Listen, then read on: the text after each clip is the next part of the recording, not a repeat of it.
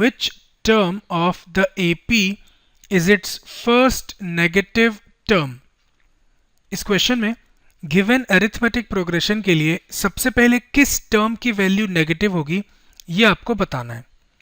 Late us see the solution.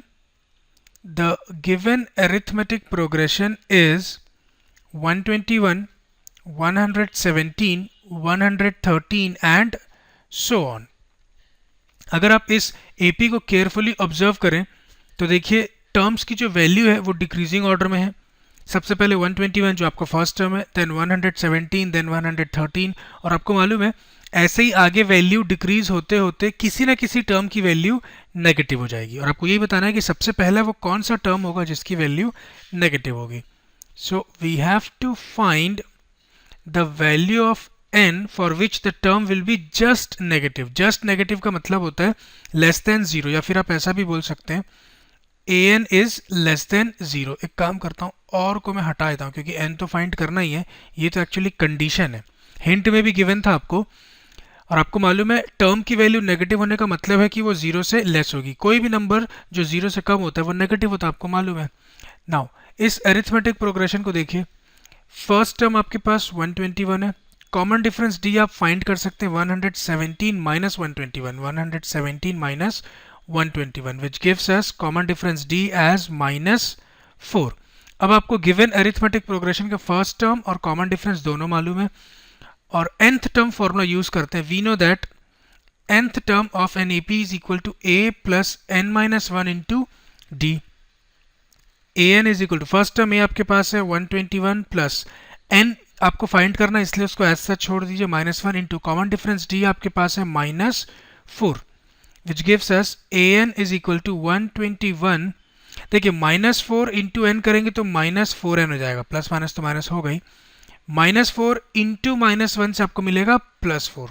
ठीक, which gives us an as 121 plus 4 से मिलेगा आपको 125 minus 4n.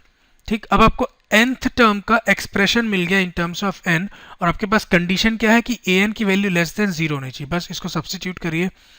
For an to be less than 0 we have 125 minus 4n less than 0. और जब आप इस -4n को इस तरफ लाएंगे तो वो +4n बन जाएगा और सिंबल भी चेंज हो जाएगा. जो आपका लेस देन है वो ग्रेटर देन हो जाएगा. ठीक, which gives us 4n greater than 125 जिससे आपको फाइनली n मिलेगा 125 upon 4. n is greater than 125 upon 4 बोलना चाहिए. और जब आप 125 अपॉन 4 करेंगे तो आपको मिलेगा 31 एंड 1/4. ठीक, मतलब 31.25 भी बोल सकते हैं आप. इसका मतलब क्या है उसको अच्छे से समझिएगा. देखिए जो टर्म का नंबर होता है वो तो हमेशा पॉजिटिव होता है. First term, second term, third term positive integer बोलना चाहिए मेरे को, कभी फ्रैक्शन में नहीं होगा. ठीक है, आपको इससे क्या पता चल रहा है कि सबसे पहला टर्म जिसकी वैल्यू नेगेटिव होगी उसका नंबर क्या है 31.25, जबकि आपको मालूम है टर्म का नंबर फ्रैक्शन में हो नहीं सकता. तो इसका मतलब ये है कि जो 31st टर्म होगा वो तो पॉजिटिव है, लेकिन 31st टर्म के बाद जो टर्म होगा दैट इज 32nd टर्म, वहां से आपको टर्म की वैल्यू नेगेटिव मिलनी शुरू हो जाएगी. तो फाइनली आपका आंसर क्या होगा 32nd term is the first negative term of the given AP. आप उसको लिख भी सकते हैं. Therefore 32nd term is the first negative term of the given AP. अच्छा क्वेश्चन था पर डिफिकल्ट नहीं था, इजी था. वैसे ये हमने क्या किया, गिवन अरिथमेटिक प्रोग्रेशन का फर्स्ट टर्म और कॉमन डिफरेंस d से nth टर्म का एक्सप्रेशन फाइंड किया और कंडीशन हमको मालूम है कि अगर टर्म की वैल्यू नेगेटिव हुई इसका मतलब nth टर्म की जो वैल्यू है वो लेस देन 0 है और इस कंडीशन को यूज करके हमने n की वैल्यू फाइंड करी है. This completes our solution. Let us see the second question.